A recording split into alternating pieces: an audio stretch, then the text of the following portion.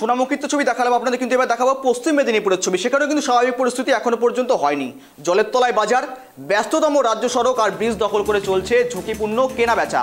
বন্যা পরিস্থিতি তৈরি হওয়ায় দিন থেকেই এলাকার মানুষদের প্রথম চিন্তা ছিল যোগান, খাবারের যোগান তারা কিভাবে করবেন। এলাকায় সমস্ত সবজি বাজারগুলি জলের তলায়, অস্তিত্ব নেই কোনো মুদি দোকানের। যারা যতটুকু খাবার দ্রব্য সংগ্রহ করতে পেরেছিলেন সেগুলো নিয়েই কোনো ক্রমে চলছে দিন। কিছু বিক্রেতা অবশ্য রীতিমতো ঝুঁকি নিয়েই বাজারের পথ সাজিয়ে বসেছেন এই পরিস্থিতিতে। যানবাহন, পণ্য, রাজ্য সড়ক এবং শিলাবতী নদীর ব্যস্ততম ব্রিজের দুপাশে বাজারের পসরা সাজিয়ে চলছে সবজি এবং মাছ কেনা বেচা। অন্যদিকে দেখছেন যে ছবি, একেবারেই ঘাটাল থেকে শুরু করে চন্দ্রকোনা, দাসপুর, পশ্চিম মেদিনীপুরের একাধিক এলাকা প্লাবিত ও জলমগ্ন পরিস্থিতি। এখনো পর্যন্ত কোনো রকমভাবে কিন্তু উন্নতি হয়নি সেই আবহাওয়া, অর্থাৎ সেই পরিস্থিতি। এ সমস্ত বিষয় নিয়ে বর্তমান পরিস্থিতি কি বলছে, বর্তমান পরিস্থিতি কি লক্ষ্য করা যাচ্ছে, সমস্ত বিষয় তুলে ধরবো আপনাদের সঙ্গে। আমাদের সঙ্গে ইতিমধ্যে সরাসরি জুড়ে রয়েছে গ্রাউন্ড জিরো থেকে শুভ। এই মুহূর্তে দাঁড়িয়ে মূলত কি পরিস্থিতি লক্ষ্য করতে পারছো, যেখানে দেখা যাচ্ছে ঝুঁকিপূর্ণভাবে কিন্তু কেনাবেচা চলছে এবং ঝুঁকিপূর্ণভাবেই সেই যেখানে যাতায়াত, গুরুত্বপূর্ণ সড়ক ব্যবস্থা যেখানে কিন্তু মূলত পণ্যবাহী ট্রাক থেকে শুরু করে যানবাহন চলে, সেই রাস্তার মধ্যে কিন্তু পসরা সাজিয়ে বসেছেন সাধারণ মানুষ। তাছাড়া কিন্তু উপায় নেই। বর্তমান পরিস্থিতি কি?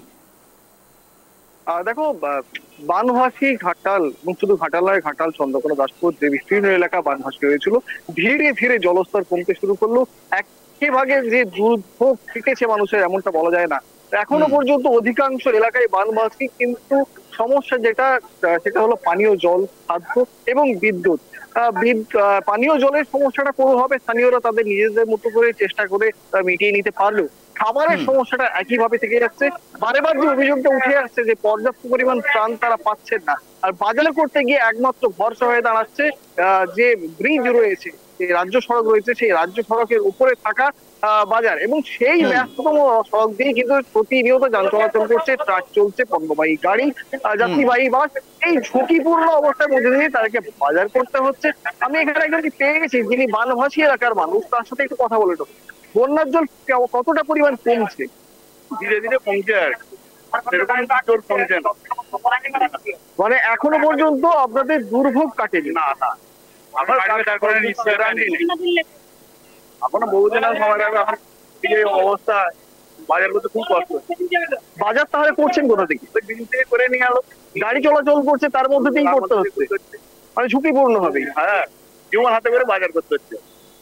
কিন্তু এরপরেই তো আবার আবার নতুন করে নিম্নচাপের একটা সম্ভাবনা, আবার বৃষ্টি হবে। তো বানভাসী তো এমনিতেই আছেন, আবার বৃষ্টি হবে, কি হবে আপনাদের? আর এতে উপরওয়ালাই জানে, সেই ভালো। এতে উপরওয়ালাই জানে, আমরা কি করে বলবো?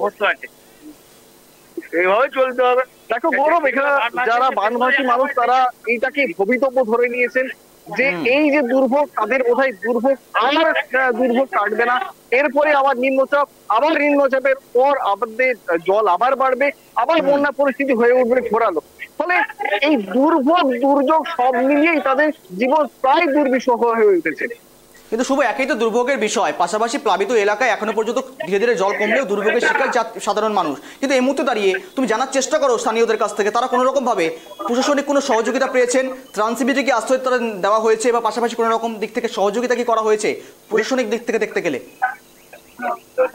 বানভাসী এলাকার মানুষ, বানভাসী এলাকার মানুষ প্রশাসনের তরফ থেকে কি সাহায্য পেয়েছেন? কিছু সাহায্য পায়, মানে খাবার, জল কিছু পেয়েছেন? জলটা দিয়েছে টুকটা, ওই খাবার দাবার ত্রিপলও পাই। তাহলে আপনাদের প্রয়োজন পড়েছিল ত্রাণ শিবিরে গিয়ে থাকার? প্রয়োজন তো অবশ্যই থেকেছিলেন ত্রাণ শিবিরে? সেখানে পরিকাঠামো কেমন ছিল? পরিকাঠামো জলটা পেয়ে আর কিছু পান? দেখো গৌরব, তিনি নিজের মুখেই জানালেন যে বানভাসী অবস্থায় তারা আশ্রয় নিয়েছিলেন স্থানীয় ত্রাণ শিবিরে। সেখানে খাবার জলটুকু পেয়েছেন, বাকি খাবার তাদেরকে নিজেদেরকে জোগাড় করতে হয়েছে। পুরোটাই তাদের নিজেদের ভাগ্যের উপরেই ছেড়ে দিয়েছে নিজেদের জীবন, এইভাবেই কাটাতে হচ্ছে তাদেরকে জীবিকা। একেবারে শুভ, সঙ্গে থাকার জন্য ধন্যবাদ তোমাকে, সমস্ত বিষয়ে সমস্ত পরিস্থিতি তুলে ধরবার জন্য। একেবারে যে ছবি দেখালাম ঘাটাল থেকে পশ্চিম মেদিনীপুরের একাধিক এলাকা ইতিমধ্যে জলমগ্ন পরিস্থিতি, সেখানে কিন্তু যথারীতি বাজার কিন্তু পসরা সাজিয়ে ব্রিজের উপর, রাজ্য সড়ক গুরুত্বপূর্ণ শিলাবতী নদীর উপর থাকা বিদ্যাসাগর সেতু, সেই উপর দাঁড়িয়ে কিন্তু রীতিমতো পসরা সাজিয়ে রীতিমতো কেনা বেচা করছেন বিক্রেতা থেকে শুরু করে ক্রেতারাও কিন্তু যাচ্ছেন বাজার কিনতে। কিন্তু তাছাড়া কোনো উপায় নেই তাদের, কেননা ইতিমধ্যেই সমস্ত মুদি দোকান কোনো রকমভাবে অস্তিত্ব নেই। সবজির দিক থেকে দেখতে গেলে কোনো রকম কিন্তু সবজি উৎপাদনের কিন্তু ব্যাপক ক্ষতির আশঙ্কা করছে চাষিরা। আর এই মুহূর্তে দাঁড়িয়ে কিন্তু চলছে ঝুঁকিপূর্ণ ব্যবসা বাণিজ্য, অর্থাৎ কেনা বেচা। যে ছবি তুলে ধরলো শুভ চক্রবর্তী, ট্রাইব টিভি বাংলার পর্দায়। পাবো কি না? কেন পোলেতে কেন? বলে তো বাজারে তো একবারে বন্যা হয়েছে, সে মানে এক দু মানুষ তো। এতে এতে গাড়ি যাতায়াত করছে, তারপরে বাজার। আর কি করবো, ছুটি দিলে তো আসতে হচ্ছে, জীবনের আশা ত্যাগ করে খানা খাবে কি? কি কি বাজার করলেন? এই যে আলু দিলাম, আলু 30 টাকা কিলো, তারপর হচ্ছে এই যে বাঁধাকপি দেবো বলছিল। সবজি কি দাম বেড়েছে? হ্যাঁ, প্রচণ্ড দাম। আপনার নাম কি? আলু 30 টাকা, একটু খারাপ আলুটা। বাজারে বন্যা হয়ে গেছে কতটা জল হয়েছে বাজারে? একসাথে তাহলে এখন বাজার বসছে কোথায়? ব্রিজে, হাটাই ব্রিজে। কিন্তু এটা দিয়ে তো গাড়ি চলাচলও করছে, আপনাদের বাজার নিয়েও বসতে হচ্ছে। অসুবিধা হচ্ছে যে, কোথাও তো একটা বিপদের সম্ভাবনা আছে। হ্যাঁ বলছি গাড়ি চলাচল করছে, আপনাদেরকেও বসতে হচ্ছে। হ্যাঁ, বাধ্য। আর তো সমস্যা তো একটা থাকছেই। হ্যাঁ। খদ্দের হচ্ছে এখানে। হ্যাঁ, তো এটা কতদিন এরকম চলবে? 3 দিন 3 দিন চলবে। চলবে। এখানে কেন?